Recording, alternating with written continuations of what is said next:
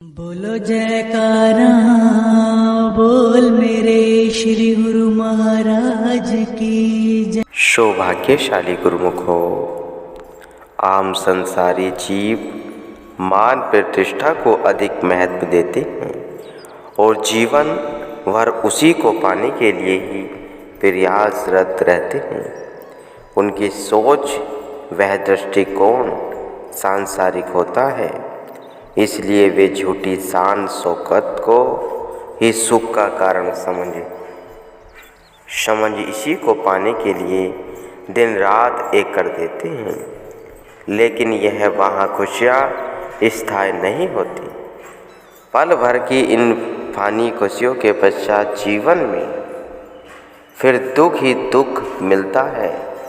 इसलिए जो बुद्धिमान होते हैं वे अंतर्मुखी होकर इन अस्थायी खुशियों से कोसों दूर रहते हैं और सद्गुरु से आत्मा धन पाकर सही मायनों में जिंदगी जीते हैं। एक महात्मा जी एक राजा के महल के आगे से गुजर रहे थे। उनके पाँव में जूते न थे। राजा की दृष्टि उनके नंगे पाँव पर पड़ी। राजा धर्मात्मा वृत्ति का था। उसके मन में यह विचार आया कि इन महात्मा जी को आदर सहित बुलाकर इनके पाँव में जूते पहना देने चाहिए ताकि इनके पाँव तपन से बच सके। उसने अपने नौकर को बुलवाकर उन महात्मा जी को आदर सहित महल में लाने के लिए कहा। नौकर ने महात्मा जी के पास हाथ जोड़कर नम्रता पूर्वक कहा कि आपको राजा साहिब जी ने बुला भेजा है। आप कृपा मेरे साथ महल में चलें। महात्मा जी ने उससे जब कारण पूछा तो नौकर ने कहा कि आपको नंगे पांव चलते देखकर राजा साहब के मन में आपके पांव में जूते पहनाने का विचार आया। स्वभाव ही कोमल चित्त वाले महात्मा जी ने मन ही मन सोचने लगे कि अवश्य ही राजा के भाग्य उदय का समय आ गया है। जो कुदरत ने यह संयोग बनाया है। सत्संग का मधुर अमृत जब उसके कानों में पड़ेगा तो हृदय के कपाट खुल जाएंगे। उसका हृदय शीतल हो जाएगा। महात्मा जी यह सोचकर दया भाव दिल से धारणा कर उस नौकर के साथ महल में आ गए। राजा ने महात्मा जी को आया देखकर नौकर को तुरंत ही नया जरीदार जूतों का जोड़ा लाने के लिए कहा। नौकर जाकर झटपट ही जूते उठा लाया और महात्मा जी को पहनाने लगा। महात्मा जी ने उसे संकेत से जूते बाहर रखकर आने को कहा। राजा द्वारा पूछने पर महात्मा जी ने कहा कि ये जूते मेरे इन कपड़ों के साथ क्या शोभा देंगे। राजा ने भी महसूस किया कि बात तो ठीक है। उसने नौकर को दोबारा भेजकर उसके साथ ही पोशाक लाने को कहा। पोशाक को देखकर महात्मा जी ने उसे भी बाहर रख देने को कहा। राजा ने हैरान होकर पूछा कि अब क्या बात है। महात्मा जी ने कहा कि मैं इतने अमूल्य पोशाक व जूते पहनकर अगर पैदल ही चलूं तो क्या वह शोभा देगा। राजा ने सहमति प्रकट करते हुए नौकर को एक अच्छा घोड़ा ला देने का हुक्म किया। नौकर घोड़े को सजाकर सामने आया तो महात्मा जी ने पुनः इनकार करते हुए उस घोड़े को वापस ले जाने के लिए। राजा ने पूछा कि महात्मा जी अब क्या कमी शेष रह गई है?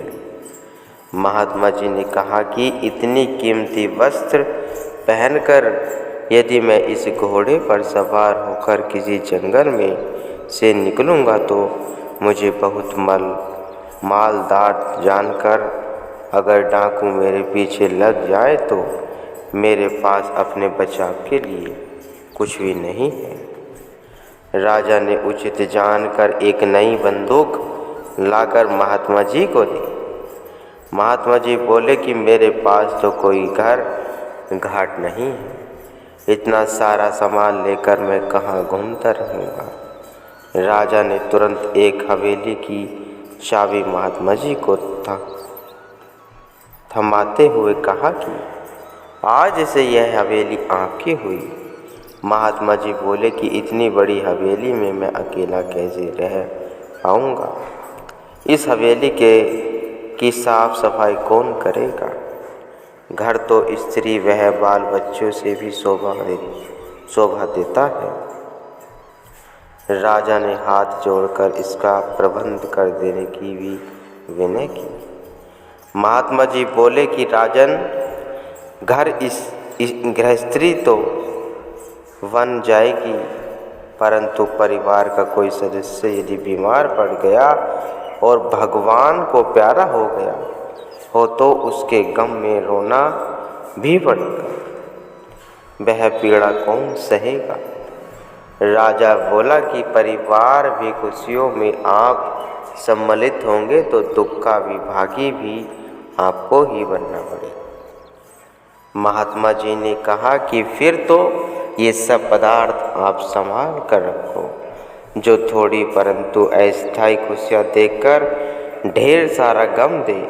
मेरे पास ऐसे पदार्थों की कमी न थी, क्योंकि मैं भी तुम्हारी तरह एक राजा ही था। यह तो संतों की कृपा से उनकी शरण में जाने से मुझे यह ज्ञान और विवेक मिला कि अंत में इन पदार्थों का परिणाम बड़ा दुखदायी होता है। इसलिए मैंने सच्ची और स्थायी खुशियाँ प्रदान करने वाले सतगुरु शब्द से अपनी सुक्ति को जोड़कर हृदय की तपन मिटाई। राजा यह सुनकर महात्मा जी के चरणों में गिर पड़ा और कहने लगा कि मैं तो सोच रहा था कि आपके पाप में जूता पहनाकर मैं आपके पाप को तपन से बचाऊंगा, लेकिन आपने आकर मेरे हृदय की जन्म जन्मांतरों की तपन को मिटाने का राज बतलाकर अपार कृपा की है। मैं तो दिन रात चिंता और भय से ही जीवन व्यतीत कर रहा हूँ। आप कृपा करके मुझे भी नाम की दात बख्शीश कीजिए, ताकि मैं जीवन का सही अर्थ जान जीवन को आनंद में बना सकूं। महात्मा जी ने राजा की विनय को स्वीकार करके उसे सच्ची दात प्रदान कर खुशहाल कर दिया। कोई विरले भाग्यशाली जीवों को ही संतों के संग में आने का शुभ अवसर मिलता है। गुरुवाणी में वर्णन आया है, जाके मस्त के करम प्रभि पाए, साध सरणी नानक ते आई। प्रत्येक प्राणी के मन में साधु संतों की सेवा का ख्याल उत्पन्न नहीं होता। यह राजा का सौभाग्य था कि उसे महात्मा जी का सानिध्य मिला, नाम की अनमोल दात मिली, जिसे प्राप्त करके और उसकी कमाई करके वह अपने मन और इंद्रियों का राजा बन गया। महात्मा जी ने राजा को उपदेश देते हुए फरमाया कि जब मैंने राजपाट को ठुकराकर सद्गुरु की शरण ग्रहण की, तब लोगों ने कहा कि यह सब कुछ छोड़कर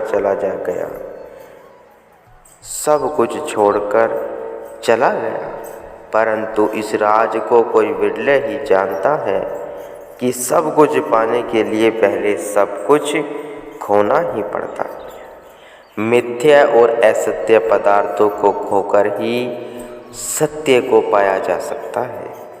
सत्य तो यह है कि अगर मिथ्या पदार्थों को दिल से नहीं हटाओगे तो भी एक न एक दिन वह तुम्हें स्वयं ही छोड़ जाएंगे। इसलिए आप भले ही राज्य में रहो परंतु सभी प्रकार का कार्य व्यवहार करते हुए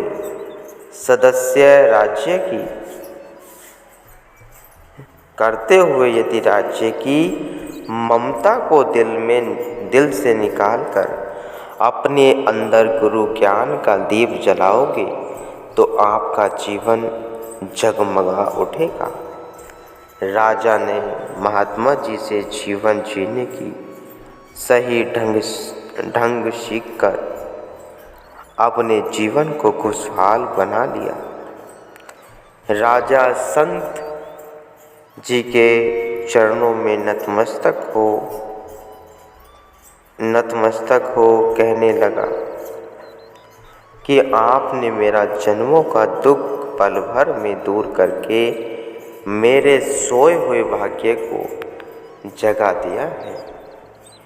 मुझे जीने का उचित मार्ग दर्शाकर मुझ पर बहुत भारी उपकार किया है। आप धन्य हैं महात्मा जी, आप धन्य हैं। ऐसे ही महात्मा होते हैं जो कि राजा को भी खुशहाल करके उनका लोक पर लोक सवार कर देते हैं गुरुमुखों।